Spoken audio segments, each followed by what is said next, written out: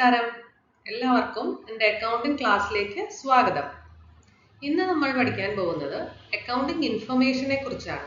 എന്താണ് accounting information? It refers to the financial data generated through the accounting process. Accounting process എന്താണെന്ന് നമ്മൾ നേരത്തെ പഠിച്ചു. ഓർമ്മയുണ്ടോ? Code IMR, CSAC. അങ്ങനെ അക്കൗണ്ടിംഗ് പ്രോസസ്സിൽ കൂടെ ജനറേറ്റ് ചെയ്യുന്ന സ്റ്റേറ്റ്മെന്റ്സ് ഏതൊക്കെയായിരുന്നു?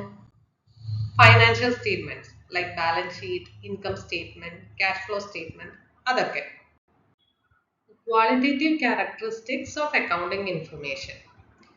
എന്താണ് ക്വാളിറ്റേറ്റീവ് ക്യാരക്ടറിസ്റ്റിക്സ് എന്ന് പറഞ്ഞാൽ? ഇപ്പം മനുഷ്യരുടെ കാര്യം പറയുകയാണെങ്കിൽ ഓക്കെ, ആ മനുഷ്യന് എന്ത് ക്വാളിറ്റി ഒക്കെ ഉണ്ടെന്ന് ചോദിച്ചു കഴിഞ്ഞാൽ ചില ആൾക്കാരെ നമ്മൾ പറയും അവരെ നല്ല ഓണസ്റ്റ് ആൾക്കാരാണ്, വേറെ ആൾക്കാർ ഭയങ്കര ഹാർഡ് വർക്കിംഗ് ആണ്, അങ്ങനെയൊക്കെ പറയില്ലേ? അതുപോലെ ഈ അക്കൗണ്ടിംഗ് ഇൻഫർമേഷനെ ബേസ് ചെയ്തിട്ടാണ് യൂസേഴ്സ് ഡിസിഷൻസ് എടുക്കുന്നത്. അതുകൊണ്ട് തന്നെ ആ ഡിസിഷൻസ് കറക്റ്റ് ആകണമെങ്കിൽ ഈ അക്കൗണ്ടിംഗ് ഇൻഫർമേഷനും ചില ക്വാളിറ്റീസ് ഉണ്ടാകണം. അത് ഏതൊക്കെയാണെന്ന് നമുക്ക് നോക്കാം. ആദ്യത്തേത് റിലയബിലിറ്റി. റിലയബിലിറ്റി എന്ന് പറഞ്ഞാൽ വിശ്വാസ്യത. ആ അക്കൗണ്ടിംഗ് ഇൻഫർമേഷനിൽ കൊടുത്തിരിക്കുന്ന കാര്യങ്ങൾ നമുക്ക് വിശ്വസിക്കാൻ പറ്റുന്നതായിരിക്കണം. അടുത്തത് റെലവൻസ്. റെലവൻസ് എന്ന് പറഞ്ഞാൽ പ്രസക്തി. ഇപ്പം നമ്മൾ എടുക്കാൻ പോകുന്ന ഡിസിഷന് ആവശ്യമുള്ള കാര്യങ്ങളായിരിക്കണം അതിൽ ഉള്ളത്, അല്ലാണ്ട് കുറേ അനാവശ്യ കാര്യങ്ങൾ ആയിരിക്കരുത് ഫൈനാൻഷ്യൽ ഇൻഫർമേഷനിൽ കാണിച്ചിട്ടുള്ളത്. അതുപോലെ അണ്ടർസ്റ്റാൻഡബിലിറ്റി, നമുക്ക് മനസ്സിലാക്കാൻ പറ്റണം. ലാസ്റ്റത്തത് കമ്പാരബിലിറ്റി. ഇനി നമുക്ക് ഓരോന്നായിട്ട് നോക്കാം. ആദ്യത്തത് റിലയബിലിറ്റി. അപ്പൊ ആ അക്കൗണ്ടിംഗ് ഇൻഫർമേഷന് വിശ്വാസ്യത ഉണ്ടാവണമെങ്കിൽ എന്തൊക്കെ ആട്രിബ്യൂട്ട്സ് ഉണ്ടാവണം? Neutrality, faithfulness, verifiability. എന്താണ് neutrality? It should be free from error and bias. എന്താണ് എറർ? മിസ്റ്റേക്സ് അല്ലെ? ഈ അക്കൗണ്ടിംഗ് ഇൻഫർമേഷനിൽ മിസ്റ്റേക്സ് ഒന്നും ഉണ്ടാകാൻ പാടില്ല. അതുപോലെ ഒന്നും അക്കൗണ്ട് ചെയ്യാൻ വിട്ടുപോയിട്ടുണ്ടാകാൻ പാടില്ല.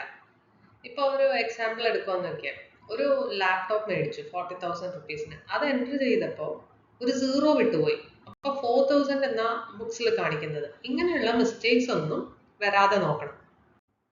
അതുപോലെ ബയസ്, മാനേജ്മെന്റിനെയോ ഓണറിനെയോ ഫേവർ ചെയ്യുന്ന വിധത്തിൽ അക്കൗണ്ട് ചെയ്യാൻ പാടില്ല. ഇപ്പം നമ്മൾ കഴിഞ്ഞ കൊല്ലം ഒരു ഐറ്റം സെല് ചെയ്തു 50,000 റുപ്പീസിന്. പക്ഷെ ആ എമൗണ്ട് ഇതുവരെ കിട്ടിയിട്ടില്ല. അതിന് കിട്ടാൻ സാധ്യതയില്ല. അത് മാനേജ്മെന്റിന് മനസ്സിലായി. പക്ഷെ അതിപ്പോൾ അക്കൗണ്ട്സിൽ കാണിച്ചാൽ നമ്മുടെ ബിസിനസ്സിന് ലോസ് അല്ലെങ്കിൽ നഷ്ടം വരും. അതുകൊണ്ട് അത് ഇപ്പം അക്കൗണ്ടിൽ കാണിക്കണ്ട എന്ന് മാനേജ്മെന്റ് തീരുമാനിക്കുക. അതാണ് ബയസ്ഡ്. അടുത്ത ആട്രിബ്യൂട്ട് ഫെയ്ത്ത്ഫുൾനെസ്.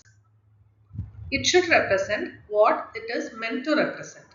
ഇപ്പോൾ ഒരു എക്സാമ്പിൾ പറയുകയാണെങ്കിൽ, ഒരു കസ്റ്റമർ ഫോൺ ചെയ്ത് പറഞ്ഞു നെക്സ്റ്റ് മന്ത് ഞാൻ 10,000 വർത്ത് ഓഫ് ഐറ്റംസ് മേടിക്കാമെന്ന്. ഉടനെ അത് സെയിലായി കാണിക്കരുത്. ഐറ്റംസ് ഡെലിവറി ചെയ്ത് സെയിൽസ് ഇൻവോയ്സ് റേസ് ചെയ്തിട്ട് വേണം അത് അക്കൗണ്ട് ചെയ്യാൻ. അടുത്തത് verifiability. It should be supported by evidence for independent parties to reach at same conclusion. ആർക്കെങ്കിലും ഈ ഇൻഫർമേഷൻ ക്രെഡിബിൾ ആണോ എന്ന് വെരിഫൈ ചെയ്യണമെങ്കിൽ അതിന് സപ്പോർട്ടിംഗ് എവിഡൻസ് ഉണ്ടാവണം. ബിൽസോ റെസീറ്റോ അങ്ങനെ എന്തെങ്കിലും. ഇപ്പോൾ കമ്പനി ഒരു 50,000 റുപ്പീസ് ബാങ്ക് ബാലൻസ് ഉണ്ടെന്ന് കാണിച്ചിട്ടുണ്ട്. അപ്പോൾ ഒരു ഓഡിറ്ററിന് ചെക്ക് ചെയ്യണം അത് കറക്റ്റ് ആണോ. അപ്പൊ എന്ത് ചെയ്യാം? നമുക്ക് ബാങ്കിൽ നിന്ന് ഡയറക്റ്റ്ലി ഈ കമ്പനിയുടെ ബാങ്ക് സ്റ്റേറ്റ്മെന്റ് എടുത്ത് നോക്കാം, ശരിക്കും ഇത്രയും ബാലൻസ് ഉണ്ടോ എന്ന്. അതാണ് വെരിഫയബിലിറ്റി. അടുത്ത ക്യാരക്ടറിസ്റ്റിക് റെലവൻസ്. അതിന് എന്തൊക്കെ ആട്രിബ്യൂട്ട്സ് വേണം? ടൈംലിനെസ്, ഡെഡിക്കേറ്റീവ് വാല്യൂ, ഫീഡ്ബാക്ക് വാല്യൂ. ഇനി നമുക്ക് ഓരോന്നായിട്ട് നോക്കാം. ആദ്യത്തേത് ടൈംലിനെസ്.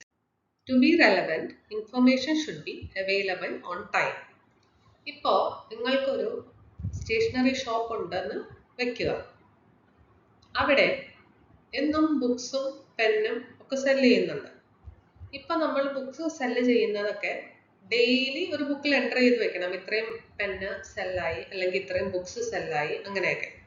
അതിന് പകരം എല്ലാം കൂടെ വീക്ക്ലി ആണ് നമ്മൾ അക്കൗണ്ട് ചെയ്യുന്നതെന്ന് വെക്കുക. അപ്പോൾ ഇനി എത്ര ബുക്സ് ബാക്കിയുണ്ട് നമ്മുടെ കയ്യിലെന്നുള്ളത് നമുക്ക് വീക്കെൻഡ് ആയാലേ അറിയാൻ പറ്റും. അപ്പോൾ വീക്കെൻഡ് ആകുമ്പോൾ ഒരു കസ്റ്റമർ വന്ന് ബുക്ക് മേടിക്കാൻ വേണ്ടി വന്നെങ്കിൽ നമ്മുടെ കയ്യിൽ അത്ര ബുക്സ് ഇല്ല കൊടുക്കാൻ. അപ്പം നമുക്ക് ആ സെയിൽസ് നഷ്ടമാകും. എന്നാൽ ഡെയിലി അക്കൗണ്ട് ചെയ്തിട്ടുണ്ടായിരുന്നെങ്കിലോ, അപ്പം നമുക്ക് അറിയാൻ പറ്റും സ്റ്റോക്ക് തീരാറായി, അതുകൊണ്ട് കൂടുതൽ ബുക്സ് ഓർഡർ കൊടുക്കണം അല്ലേ. അപ്പം വീക്കെൻഡ് ആകുമ്പോഴേക്ക് നമുക്ക് സ്റ്റോക്ക് ഉണ്ടാവും, അങ്ങനെ ആ സെയിൽസ് നഷ്ടപ്പെടില്ല.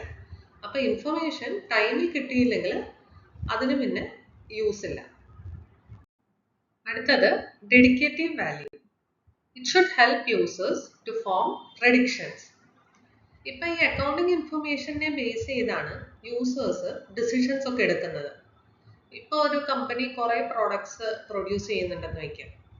അപ്പോൾ ഈ അക്കൗണ്ടിങ് ഇൻഫർമേഷൻ കിട്ടുമ്പോഴാണ് നമുക്ക് അറിയാൻ പറ്റുന്നത് ഏതൊക്കെ പ്രോഡക്ട്സ് ലോസിലാണ്, ഏതൊക്കെ ലാഭത്തിലായിരുന്നു. അപ്പം നെക്സ്റ്റ് ഇയറിലേക്ക് ആ ലോസ് മേക്കിംഗ് പ്രോഡക്ട്സിന്റെ പ്രൊഡക്ഷൻ നമ്മൾ കുറയ്ക്കും, അതുപോലെ ലാഭം കിട്ടുന്ന പ്രോഡക്ട്സ് കൂടുതൽ പ്രൊഡ്യൂസ് ചെയ്യും. അങ്ങനത്തെ ഡിസിഷൻസ് ഒക്കെ എടുക്കാൻ പറ്റണം. അതാണ് ഡെഡിക്കേറ്റീവ് വാല്യൂ. അടുത്തത് feedback value. It should help users to confirm or correct past valuations. ഈ കൊല്ലത്തിൽ മാനേജേഴ്സ് തീരുമാനിച്ചു നമുക്ക് ഒരു മെഷീൻ മേടിക്കാം, ഒരു 10 lakh rupees മെഷീൻ. അത് വന്ന് കഴിഞ്ഞാൽ നമ്മുടെ പ്രോഫിറ്റ്സ് 20% കൂടും. അതപ്പോൾ ഒരു പ്രതീക്ഷയാണ് 20% പ്രോഫിറ്റ്സ് ഇൻക്രീസ് ഉണ്ടാവും എന്നുള്ളത്. ഇയർ എൻഡിൽ ഫൈനാൻഷ്യൽസ് കിട്ടുമ്പോൾ പ്രോഫിറ്റ്സ് ആക്ച്വലി 22% കൂടിയിട്ടുണ്ട്. അപ്പോൾ ആ മെഷീൻ മേടിക്കാനുള്ള തീരുമാനം തെറ്റായിരുന്നില്ല എന്ന് കൺഫേം ചെയ്തു ഈ ഇൻഫർമേഷൻ അല്ലേ. അതാണ് ഫീഡ്ബാക്ക് വാല്യൂ. ഒന്നുകിൽ കൺഫേം ചെയ്യുക അല്ലെങ്കിൽ ആ എസ്റ്റിമേറ്റ് കറക്റ്റ് ചെയ്യുക. അതാണ് ഫീഡ്ബാക്ക് വാല്യൂ. അടുത്തത് understandability, decision usefulness. Users must interpret accounting information in the same sense as it is prepared. യൂസേഴ്സിന് ഈ ഇൻഫർമേഷൻ കൊണ്ട് കുറേ ഡിസിഷൻസ് എടുക്കാനുണ്ടാവും അല്ലേ. പക്ഷെ റിപ്പോർട്ട്സ് നോക്കുമ്പോൾ ഒന്നും മനസ്സിലാകുന്നില്ല. അപ്പം എന്ത് ചെയ്യും? അതുകൊണ്ട് കമ്പനി സിമ്പിൾ ആൻഡ് ക്ലിയർ ആയിട്ട് ഫൈനാൻഷ്യൽ സ്റ്റേറ്റ്മെന്റ്സ് ഒക്കെ പ്രസന്റ് ചെയ്യണം. ഫോർ എക്സാമ്പിൾസ്, ഇപ്പോൾ റിപ്പോർട്ടിൽ റെന്റ് ഫോർ ദ ഇയർ 1,20,000 എന്ന് കാണിച്ചാൽ അതിൽ നിന്ന് നമുക്ക് എന്ത് മനസ്സിലാക്കാൻ പറ്റും? റെന്റ് പേ ചെയ്തതാണോ അതോ റിസീവ് ചെയ്യുന്നതാണോ? ഇപ്പം നമ്മളൊരു ബിൽഡിംഗ് വാടകയ്ക്ക് എടുത്താൽ റെന്റ് പേ ചെയ്യണം നമ്മൾ. അതുപോലെ നമ്മൾ ബിൽഡിങ്ങിന്റെ ഒരു പാർട്ട് വേറെ ഒരാൾക്ക് വാടകയ്ക്ക് കൊടുത്തിട്ടുണ്ട്, അവർ നമുക്ക് റെന്റ് പേ ചെയ്യും. ഇതിൽ ഏതാണ് ഈ പറഞ്ഞിരിക്കുന്ന റെന്റ്? അറിയില്ല. അപ്പോൾ ഇത് ക്ലിയർ ആകണമെങ്കിൽ കമ്പനി റിപ്പോർട്ട്സ് പ്രസന്റ് ചെയ്യുമ്പോൾ അതിൽ ഈ റെന്റ് എക്സ്പെൻസ് ആണോ അതോ ഇൻകം ആണോ എന്ന് ക്ലിയർ ആയി മെൻഷൻ ചെയ്തിട്ടുണ്ടായിരിക്കണം. അതാണ് അണ്ടർസ്റ്റാൻഡബിലിറ്റി. അടുത്തത് comparability, comparable over different time period and with different entities. ആദ്യത്തത് over different time period. Intrafirm. Intrafirm എന്ന് പറഞ്ഞാൽ ഒരു കമ്പനി ആ കമ്പനിയുടെ റിസൾട്ട്സുമായിട്ട് തന്നെ കമ്പയർ ചെയ്യുന്നതാണ് ഇൻട്രാഫോം വിത്തിൻ ദ കമ്പനി. ഇപ്പോൾ ഒരു കമ്പനിക്ക് ലാസ്റ്റ് ഇയറിനെ അപേക്ഷിച്ച് ഈ ഇയറിലെ റിസൾട്ട്സ് എങ്ങനെയുണ്ട്, ഇൻകം കൂടിയോ എക്സ്പെൻസ് കുറഞ്ഞോ, അങ്ങനെയൊക്കെ കമ്പയർ ചെയ്യുന്നതാണ് ഇൻട്രാഫോം. അതുപോലെ ഇന്റർഫോം വിത്ത് അതർ എൻറ്റിറ്റീസ്. ഇപ്പോൾ സെയിം ഇൻഡസ്ട്രി തന്നെയുള്ള വേറെ കമ്പനീസിന്റെ പെർഫോമൻസ് വെച്ച് നമ്മുടെ കമ്പനിയുടെ പെർഫോമൻസ് എങ്ങനെയുണ്ടെന്ന് നോക്കുന്നതാണ് ഇന്റർഫോം കമ്പാരിസൺ. ഈ കമ്പാരിസൺസ് ഒക്കെ ചെയ്യണമെന്നുണ്ടെങ്കിൽ it must belong to a common period and use common unit of measurement and format of reporting. എന്ന് പറഞ്ഞാൽ എന്താണ്? ഒരു കമ്പനി ഏപ്രിൽ ടു സെപ്റ്റംബർ ആണ് റിപ്പോർട്ട്സ് പ്രസന്റ് ചെയ്യുന്നത്, വേറെ ഒരു കമ്പനി ഏപ്രിൽ ടു മാർച്ച് ഉള്ള പീരീഡിന്റെ ആണ് പ്രസന്റ് ചെയ്തേക്കുന്നത്.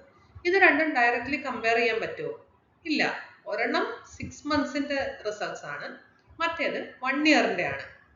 അപ്പം അത് രണ്ടും കമ്പയറബിൾ അല്ല. അതുകൊണ്ട് ഒരു കോമൺ പീരീഡ് യൂസ് ചെയ്യണം. അതുപോലെ ഇപ്പോൾ ഒരു കമ്പനി ഇന്ത്യൻ റുപ്പീസിലാണ് സ്റ്റേറ്റ്മെന്റ്സ് പ്രസന്റ് ചെയ്യുന്നത്, വേറെ ഒരെണ്ണം US ഡോളറിൽ, അതും ഡയറക്റ്റ്ലി കമ്പയർ ചെയ്യാൻ പറ്റുമോ? ഇല്ല. എല്ലാ എമൗണ്ട്സും നമ്മൾ റുപ്പിയിലേക്ക് കൺവേർട്ട് ചെയ്തിട്ടേ എടുക്കാൻ പറ്റുള്ളൂ. അതുകൊണ്ട് തന്നെ എല്ലാ കൺട്രീസും ഒരു സ്പെസിഫിക് സ്റ്റാൻഡേർഡും ഫോർമാറ്റും ഒക്കെ പറഞ്ഞിട്ടുണ്ട്, എല്ലാ കമ്പനീസും ഫോളോ ചെയ്യണം, അത് കമ്പയറബിൾ ആക്കാൻ വേണ്ടി. Uses of accounting information. Users need financial information to make important decisions. ഏതൊക്കെ യൂസേഴ്സിനാണ് അപ്പോൾ ഈ ഫൈനാൻഷ്യൽ ഇൻഫർമേഷൻ ആവശ്യം ഡിസിഷൻസ് മേക്ക് ചെയ്യാൻ? അതാണ് നമ്മൾ ഇനി നോക്കാൻ പോകുന്നത്. ആദ്യത്തേത് internal users who are inside the organization like owners, management, employees, etc. ഈ ഇന്റേണൽ യൂസേഴ്സ് ഓർഗനൈസേഷന്റെ അകത്ത് തന്നെ ഉള്ളവരാണ്. അവർക്ക് ഡയറക്റ്റ് ആക്സസ് ഉണ്ടാവും ഈ ഫൈനാൻഷ്യൽ സ്റ്റേറ്റ്മെന്റ്സിൽ. ഓണേഴ്സിന് എന്തിനാണ് ഈ financial information? Owners use it to see if they are getting a satisfactory return on their investment or to assess the financial health of the business. Owners എന്ന് പറയുന്നവരാണ് ഈ ബിസിനസ് തുടങ്ങാൻ പൈസ കൊണ്ടുവന്നത്. അപ്പൊ അവർക്കറിയണം അതിൽ നിന്ന് അവർക്ക് എത്ര ലാഭം ഉണ്ടെന്ന്. അപ്പൊ ഈ സ്റ്റേറ്റ്മെന്റ്സ് നോക്കിയാണ് അവർ തീരുമാനിക്കുന്നത് ഈ ബിസിനസിനെ കണ്ടിന്യൂ ചെയ്യണം വേണ്ടയോ എന്ന്. Management needs it to ascertain firm's strength and weakness to make plans for next year. അപ്പൊ നെക്സ്റ്റ് ഇയറിലേക്കുള്ള ഒരു പ്ലാൻ ഉണ്ടാക്കണമെങ്കിൽ ഈ ഇയറിൽ ഇൻകം, എക്സ്പെൻസ്, പ്രോഫിറ്റ് ഒക്കെ നോക്കണം അല്ലേ? ഫോർ എക്സാമ്പിൾ, ഇപ്പോൾ ഒരു ഐറ്റം മാനുഫാക്ചർ ചെയ്യാനുള്ള കോസ്റ്റ് ഈ വർഷം കൂടിയെങ്കിൽ പഴയ പ്രൈസിൽ തന്നെ നമ്മൾ സെല് ചെയ്തുകൊണ്ടിരുന്നാൽ നമുക്ക് നഷ്ടം പറ്റും. അപ്പൊ അതിന്റെ പുതിയ പ്രൈസ് ഫിക്സ് ചെയ്യാനായിട്ട് ഈ ഇയറിലെ കോസ്റ്റ് നോക്കിയിട്ട് വേണം പ്ലാൻ ചെയ്യാൻ. അങ്ങനത്തെ കാര്യങ്ങളൊക്കെ പ്ലാൻ ചെയ്യാൻ മാനേജ്മെന്റിനും ഈ ഇൻഫർമേഷൻ ആവശ്യമുണ്ട്. Employees also need to know financial health and stability of the company. അതെന്തിനു വേണ്ടിയാണ്? അവർക്ക് ആ കമ്പനിയിൽ ഒരു ജോബ് സെക്യൂരിറ്റി ഉണ്ടോ, സാലറി, പെൻഷൻ ഒക്കെ സമയത്തിന് തരാനുള്ള പൈസ ആ കമ്പനിക്ക് ഉണ്ടോ, അതൊക്കെ അറിയണ്ടേ? അതുപോലെ ഇപ്പൊ ബോണസ് നോർമലി ഒരു കമ്പനിയുടെ പ്രോഫിറ്റിന്റെ ബേസിസിലാണ് ഡിസ്ട്രിബ്യൂട്ട് ചെയ്യുന്നത്. അപ്പൊ ബോണസ് കിട്ടാൻ സാധ്യതയുണ്ടോ, അതൊക്കെ എംപ്ലോയീസിന് അറിയണമെങ്കിൽ ഈ ഇൻഫർമേഷൻ ആവശ്യമാണ്. അടുത്തത് external users who are outside the organization like lenders, prospective investors, government and regulatory agencies, etc. അവർക്ക് കമ്പനിയുടെ പുറത്തുള്ളവരായതുകൊണ്ട് തന്നെ ഡയറക്റ്റ് ആക്സസ് ഇല്ല ഈ ഇൻഫർമേഷന്.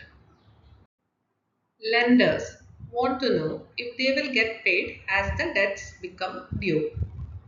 അപ്പോൾ കമ്പനി പൈസ കൊടുക്കാനുള്ള ആൾക്കാരാണ് ലെൻഡേഴ്സ് അല്ലെങ്കിൽ ക്രെഡിറ്റേഴ്സ്. ഇപ്പൊ കമ്പനി ഒരു ബാങ്ക് ലോൺ എടുത്തിട്ടുണ്ടെങ്കിൽ ബാങ്ക്സ് ആണ് ലെൻഡേഴ്സ്. അപ്പൊ അത് തിരിച്ചടയ്ക്കാനുള്ള വഴി കമ്പനിക്ക് ഉണ്ടോ എന്ന് ബാങ്കിന് അറിയണം.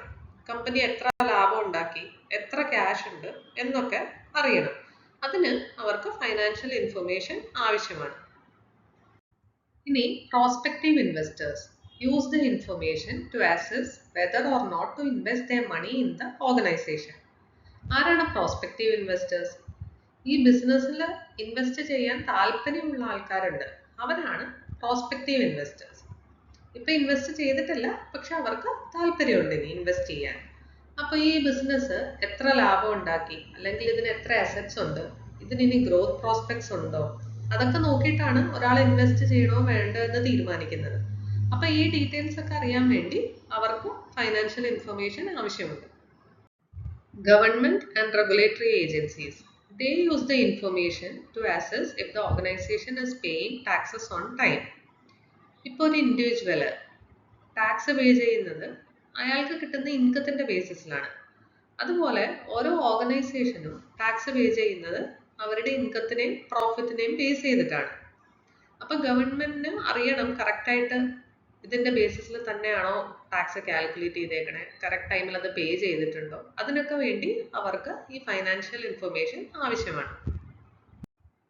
ഇന്നത്തെ ക്ലാസ് എല്ലാവർക്കും മനസ്സിലായി എന്ന് വിചാരിക്കുന്നു. ഇതിൽ എന്തെങ്കിലും ഡൗട്ട് ഉണ്ടെങ്കിൽ കമന്റ് ചെയ്യണേ. അതുപോലെ ക്ലാസ് ഇഷ്ടപ്പെട്ടെങ്കിൽ ലൈക്ക്, ഷെയർ, സബ്സ്ക്രൈബ് ചെയ്യാൻ മറക്കല്ലേ. Thank you.